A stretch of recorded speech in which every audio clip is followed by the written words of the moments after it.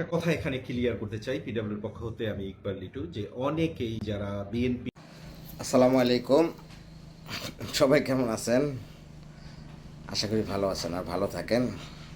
আমি আসলাম সৈয়দ লিটু সাহেবকে নিয়ে। লিটু সাহেব, আপনার ভিডিও আমি অনেক দেখি, ঠিক আছে? আপনার ভিডিও আমি অনেক দেখি, হয়তো ঢুকি না আপনার লাইভ টাইভে বা কখন ঢুকি না, কমেন্টসও করি না, সাইলেন্ট থাকি। তবে আজকে হঠাৎ করে দেখলাম আপনি বাংলাদেশ জাতীয়তাবাদী দল বিএনপিকে নিয়ে কিছু কথা বলতে চাইছেন। বিএনপি নাকি আপনাকে আপনার উপর অসন্তুষ্ট বা আপনার প্রতি রাগ বা আপনার প্রতি ক্ষোভ। আমি একটা কথা বলি ভাই, হু আর ইউ লিটু? বিএনপি আপনাকে নিয়ে ভাববে, মাথা ঘামাবে, সেইটার টাইম বিএনপির আছে? আর আপনাকে এমন কোনো মানুষ হয়ে গেছেন যে বিএনপি আপনাকে নিয়ে ভাবার সময় আসছে? বিএনপি কি 17 বছর আওয়ামী লীগ কিছু ফালাইতেন, একটা পশম ছিঁড়তে পারে নাই, দল ভাঙতে পারে নাই, আপনাকে নিয়ে ভাবার মতো টাইম বিএনপির আছে বলেন ভাই? আপনি যেই টপিকটা নিয়ে কথা বলেন, আপনি সব জানেন। মালয়েশিয়া একটা কথা বলা আছে না, যে শুটকি এই সব কি জানি আলু সব মাছের তরকারি। তা আপনি সব জায়গায় নাক গলাবেন না। আপনি মালয়েশিয়ায় ভালো অবস্থানে আছেন, সেটা নিয়ে থাকেন। কেন আপনি বিএমপি নিয়ে আবার কথা বলতে আসছেন? বিএমপি কি আপনাকে নিয়ে ভাবার টাইম আছে বলেন? আপনি বুকে হাত দিয়ে বলেন তো, আপনি কোন জায়গার জমিদার, এমন কোন জায়গার এমন কিছু হয়ে গেছেন শিল্পপতি যে বিএনপি আপনাকে নিয়ে ভাবতে হবে? হ্যাঁ, বিএনপির কত লক্ষ কর্মী আপনি কি জানেন? আপনি কি জানেন বিএনপির কত লক্ষ কর্মী আপনি জানেন? জানা আছে?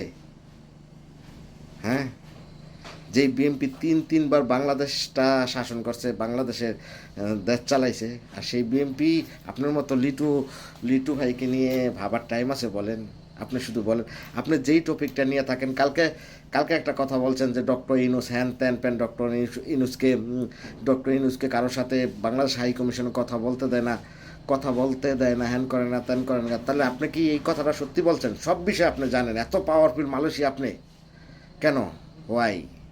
হোয়াই আপনি সব বিষয়ে নাক গালাবেন কেন? যে কোনো একটা টপিক নিয়ে থাকেন, কোথা থেকে ওই এয়ারপোর্টে 60 জন ধরলো, ওখানে ওই প্যানাং কী হলো, সব বিষয়ে নাক গলান কেন আপনি? আপনার সমস্যাটা কি? হোয়াট প্রবলেম ভাই ব্রাদার? What problem? আপনি মালয়েশিয়া প্রবাসী, আমিও মালয়েশিয়া প্রবাসী, ঠিক আছে ভাই? আমরাও তো বুঝি, আমিও একজন পলিটিশিয়ান, ঠিক আছে?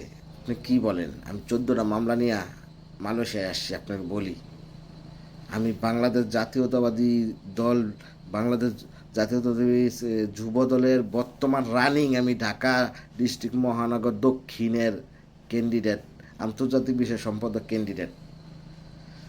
আপনার কথাটা বললাম। আপনার মতো লিটু ভাইকে নিয়ে বিএনপি ভাবারটা সময় নেই। বিএনপি ভাবে বাংলাদেশের 18 কোটি 18.5 কোটি মানুষকে নিয়ে ভাবে।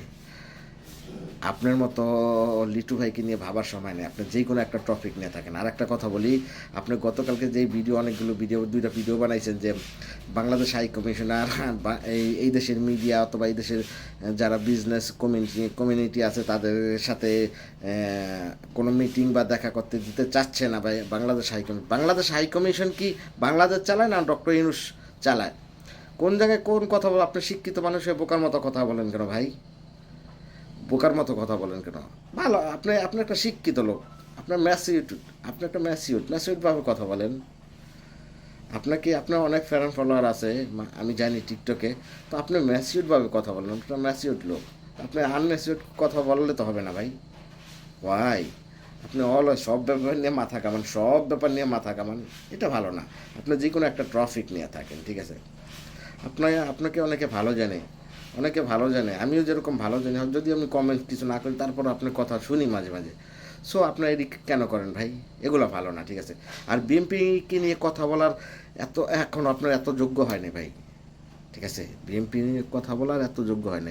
এটা সাইলেন্ট থাকেন। এই ভিডিওটা ডিলিট করে দেন, অথবা এই ভিডিওটা আপনি প্রাইভেট করে দিন, ঠিক আছে? ভালো হবে। দরকারটা কি? বিএনপি আপনাকে নিয়ে মাথা কামায় না, ঠিক আছে? ডক্টর ইউনূসকে জিগায় দেখেন বিএনপি কী জিনিস। আপনি বাংলাদেশের নাগরিক, আপনি বোঝেন না বিএনপি কী জিনিস? সব ব্যাপার নিয়ে মাথা গোনা। আর যদি পারেন সরি বলবেন। গতকালকে আপনার প্রমাণ হয়ে গেছে, আপনার লজ্জা থাকলে আপনি সরি বলবেন। আপনি বলছেন না যে বাংলাদেশি বিজনেস কমিটি যারা বিজনেস করে বা এই দেশে যারা সাংবাদিক আছে তাদের সাথে মত বিনিময় করতে চাচ্ছে না বা দিচ্ছে না।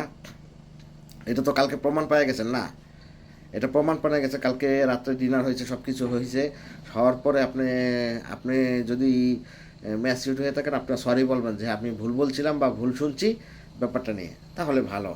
মানুষ আপনাকে সম্মান করে, সম্মান ধরে রাখবেন, সম্মান ধরে রাখতে চেষ্টা করবেন। Thank you so much.